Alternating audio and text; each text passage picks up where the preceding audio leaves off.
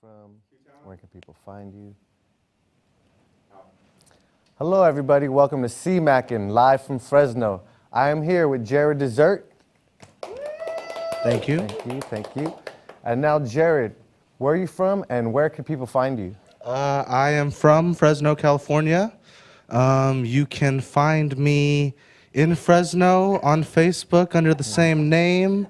I also have a Twitter. That's about it. I'm going to be performing October 4th at a Denny's at First and Shaw. All right, all right. Thank you. Thank you, Jared. We'll let you take the show. Oh, okay. Fantastic. Hello.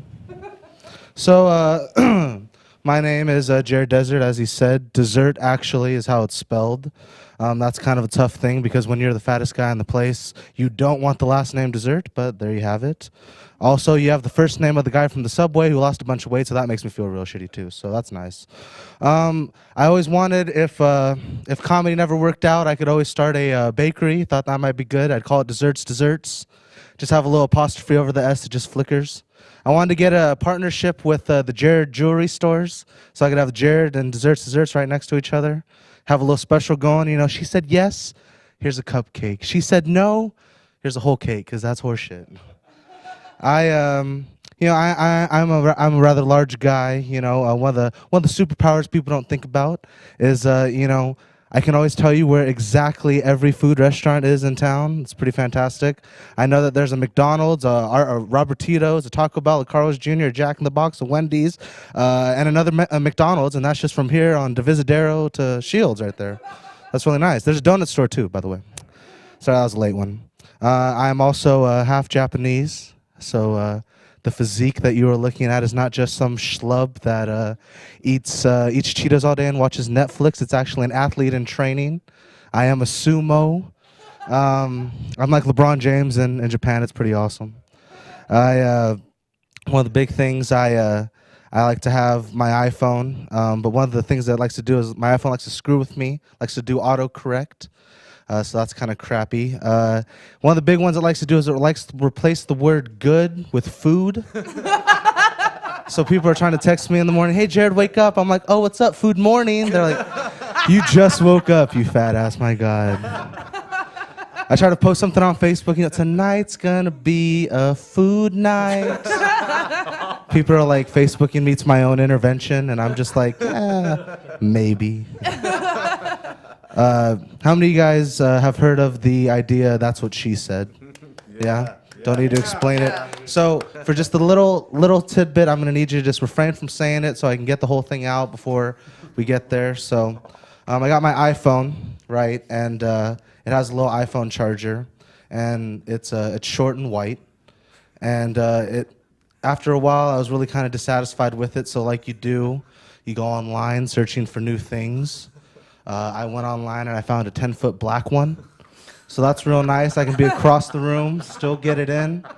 It's real nice. The only problem is though, when you stick the white one in, it feels fine, perfect. But like with the black one, it kind of feels like you're forcing it. like you might break it. You know, like that, and sometimes the black one's broken, doesn't work for a while, you know, like, what have you, you know. I like to go to massage parlors and read them fairy tales, and then charge them for happy endings. It's like, yeah, you did this, but the prince and the princess lived happily ever after. So, tip? No, all right. They say if you want to see what a girl is going to look like in 30 years, you look at her mom. My girlfriend has 2 gay dads. I'm just expecting a penis at some point. I don't know.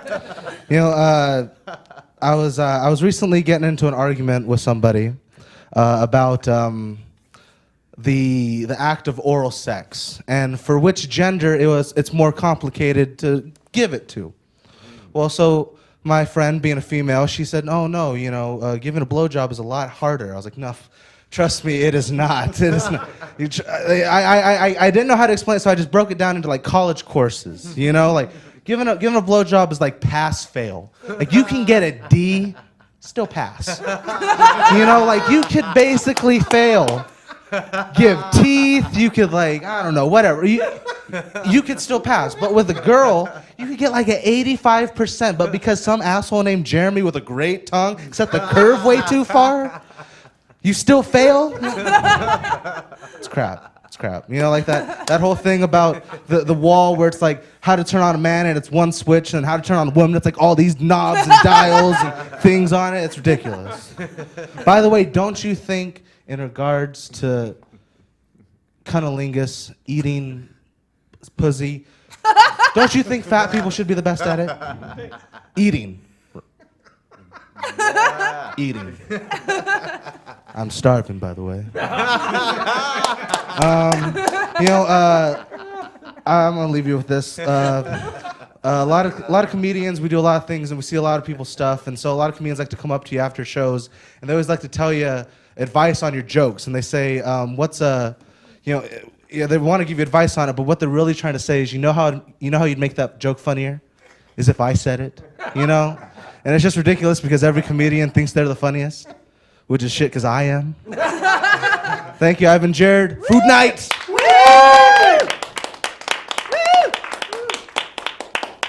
Microphone. Thank you, Jared. Thank you. Well, come here, Jared. Let me bring you back on again. So just remind everybody again where they can find you if you have any social media, or if you're going to be doing any shows coming up. Facebook and Twitter under Jared Dessert, and doing a show October 4th. Also doing a improv/comedy show September 6th, and that is going to be at the Soapbox Co. So, yeah. That's on Van Ness, right? Yes, on Van Ness. All right. So check it out. Okay, thank you again, Jared. Thank you. Woo-hoo! Yeah. And so, the next comedian we're going to be having up is Sabrina Pat. So if we could have Sabrina up to the stage. Thank you. How are you doing today, Sabrina? Oh, I'm doing great. You're doing great? It's really good to be here. I'm feeling really good after Jared's set, too. Yes, that was awesome. It was awesome. So if you just let everybody out here in Fresno know, Yes. where are you from? And where can they find you? Social media? You have any shows coming up? Yeah. I'm Sabrina Pratt. You can find me here in Fresno. I'm also doing the show on September 6th. It's at the Fresno Soapco Theater. My website is sabrinapratt.com. And Jared mentioned improv. We're also on an improv troupe together. You can find out more about that comedy theater at Central Valley Comedy Theater on Facebook. Or the website is centralcomedytheaters.com. Okay. Yeah, that was a mouthful. Yep. So here we go. I'm just burning through my time. There you go. Well, the show is yours now, so take it away. Oh my gosh, thank you. Thank you. All right, guys. Everybody watching out there, you might have noticed that that there's a white blonde chick holding the microphone. So this is a good time to go to the bathroom or get a snack or finish your Sudoku or whatever you were doing before you tuned in. Because I'm certainly not going to say anything funny or interesting. And I just want to go ahead and let you know that what I'm going to talk about today is owning it. And I'm going to talk about those times in your life when it would probably work for you to just own it. I'm going to start off this little talk by owning it. I'm owning that I do look like a yoga teacher. I'm owning that someone handed the yoga teacher the microphone. And yes, she's not singing Journey drunkenly right now. She's actually not really doing a whole lot right now with the microphone.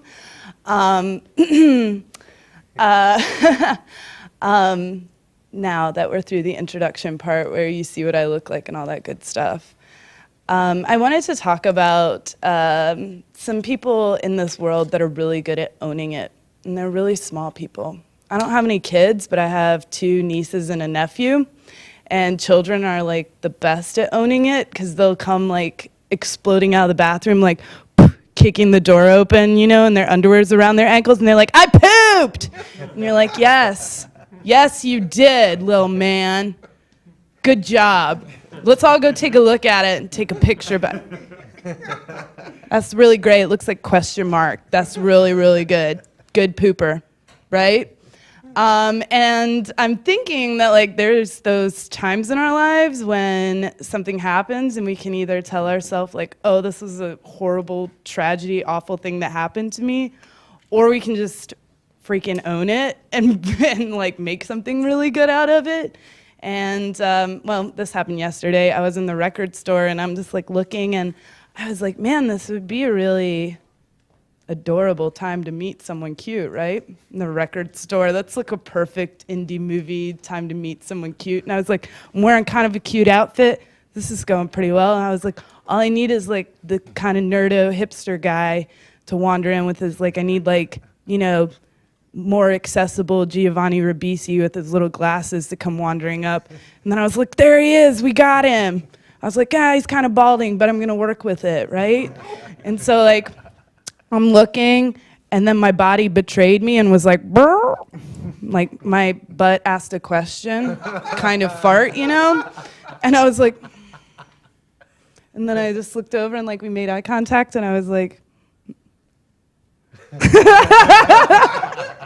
what are you gonna do? Like run out of the store? No, you know? Stand your ground, woman, stand your ground.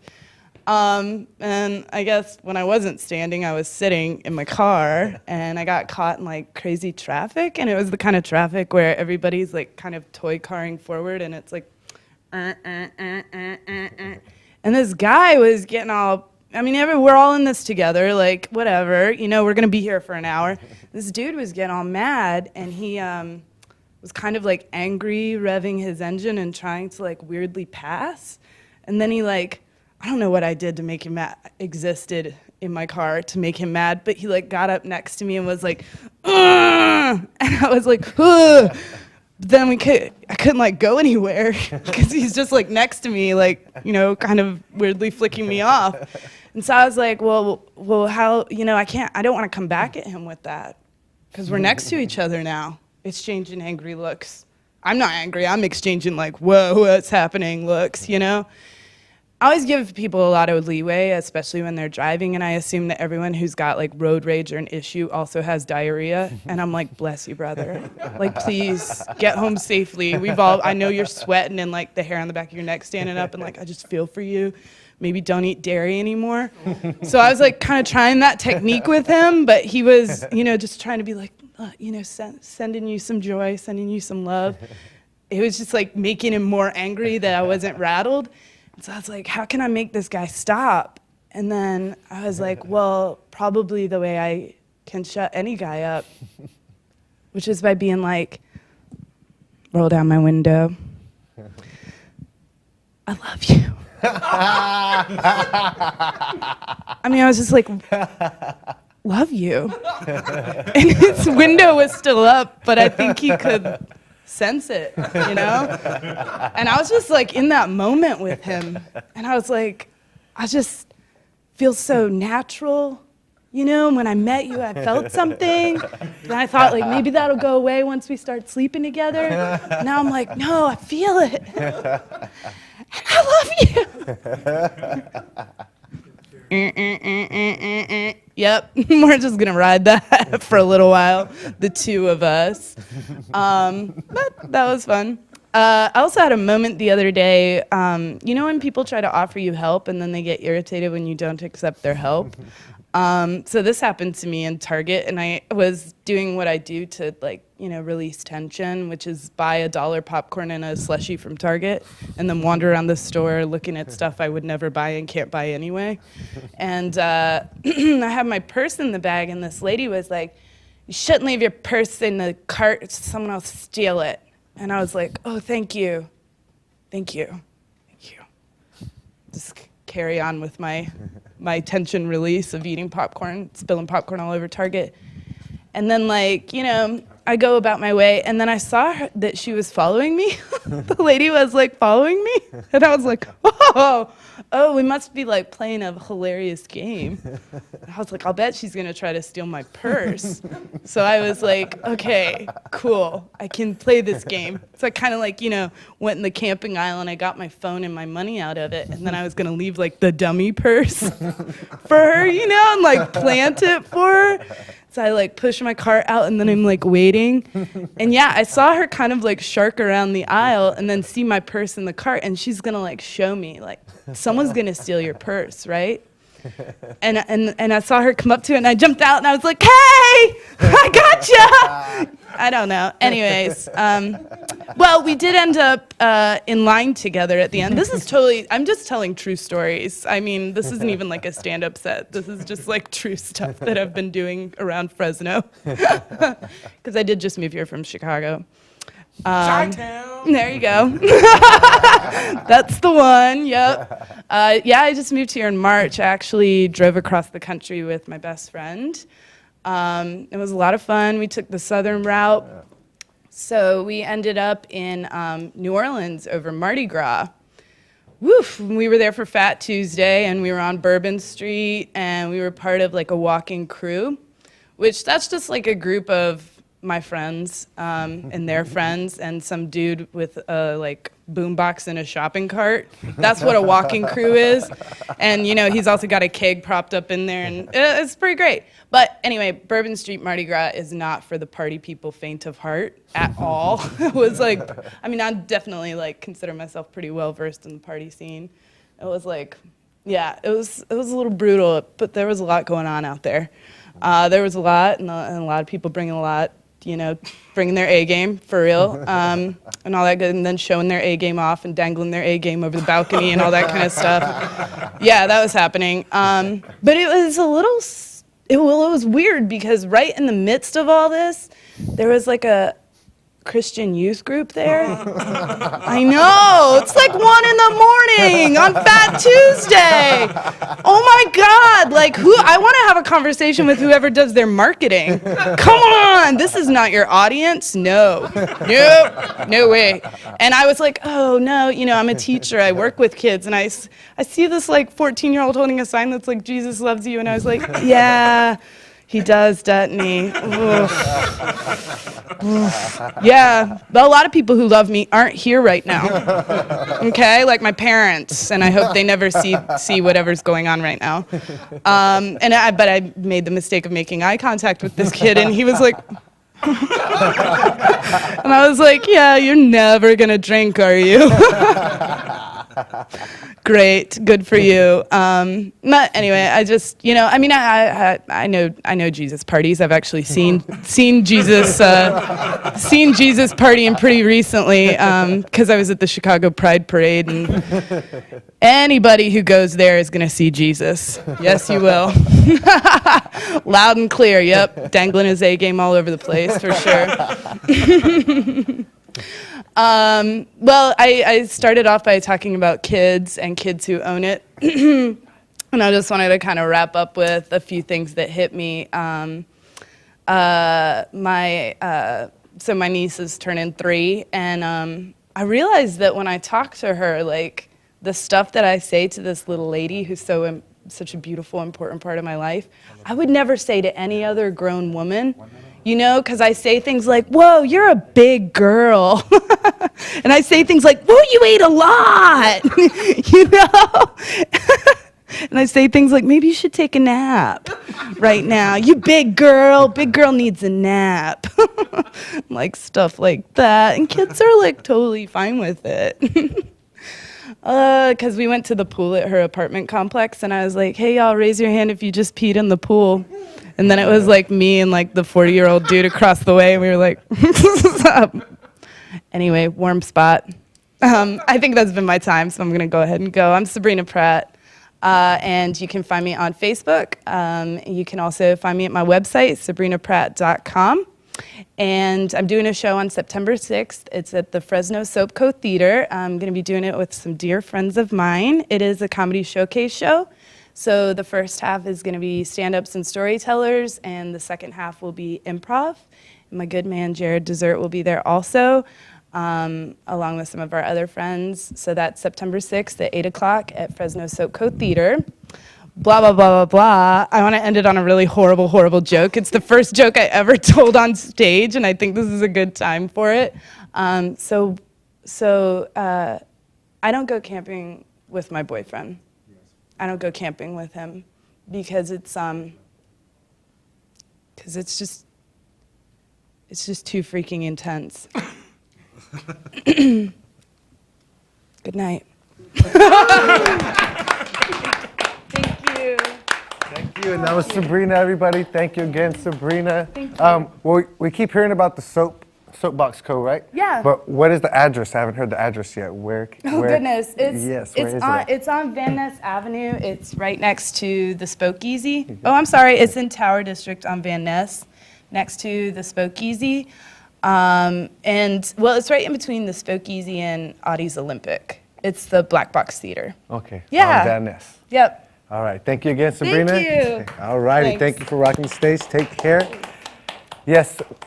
And we have one more comedian coming to the stage. Can I have Marlene Cannon? Yeah. And how you doing, Marlene? I'm doing well. How are you, Alvin? I'm great. You're looking great, let me tell you. Thank you. And Marlene, let everybody know where you're from and where they can find you at. Well, let's see. Where am you I go. from? I'm from Fresno, California. You can find me on Facebook and at my website, which is lowertheboomvoiceovers.com. And Lower I'm the a voiceover artist. So right. if you don't know what that is, I do the talkie-talkie on commercials and in books and on the phone when Yeah. you're trying to get through to people. And I said, I'm sorry, I didn't get that. So, yeah. Awesome, that's you. I always thought that was some automated robot or something, but now I know. Well, I have help. Now I know, yes. We're listening to Marlene. Okay, Marlene, well, I'm going to let you get your time. Okay. You go ahead. It's your show. All Take right, care. thank you. Well, welcome to CMAC, everybody. My name is Marlene Cannon. Thank you, thank you. And that name is Cannon, like the gun, the big, big gun. And so, of course, I'm very loud.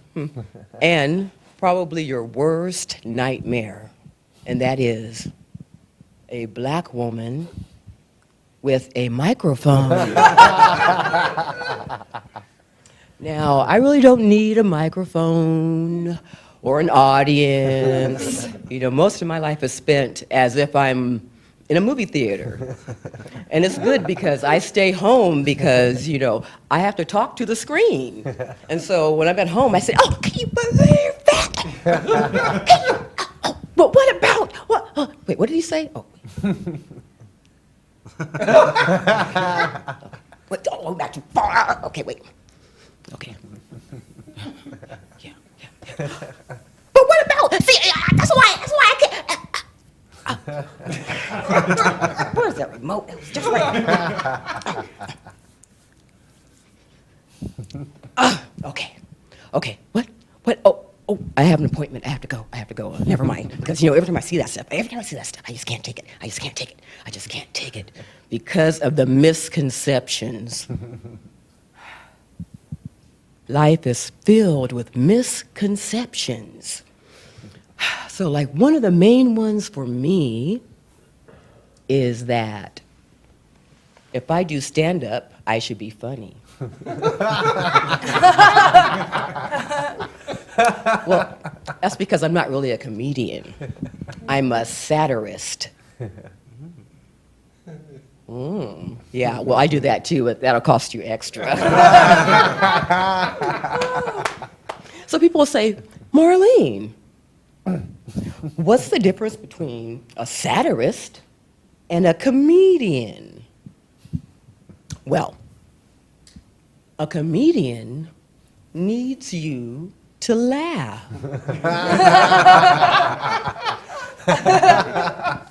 I don't need you to laugh. I just need you to hear me. See, now I got it. I'm good. So, but that's the thing, especially with misconceptions, because people ask me, so, how many children do you have? Well, none that I know about. Oh, I say, oh, none. I don't have children. Or I say, I have hundreds. Oh, I have children over here, children over there. That usually stops them. Then they say, do you know Jesus Christ as your Lord and Savior? And I say, why, yes, I do. As a matter of fact, I was raised Pentecostal. Come back. Come back. Oh, well, that's all right. And so, since I don't have children, I get to go to the store and root on all the parents who have children. You know, I open the door for them, invite them in, and they say, hi, kid, hi. And they go, and then I go to the toy aisle. And I look at the toys, and I play with them, and I put a couple in my basket. I always wanted one of those. And there's always some kid there going, and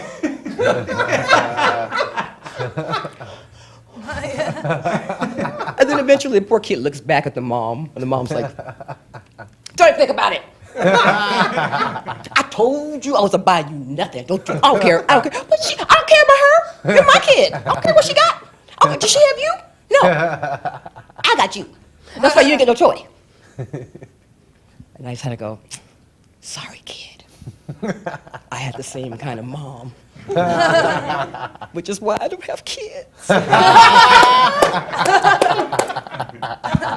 But it's okay. People say, how do you know what it's like until you have your own kid? I say, I'm a black woman. Do you think I don't know what it's like to have kids? I got kids running. I got cousins. I got nieces. I got nephews. I got neighbors.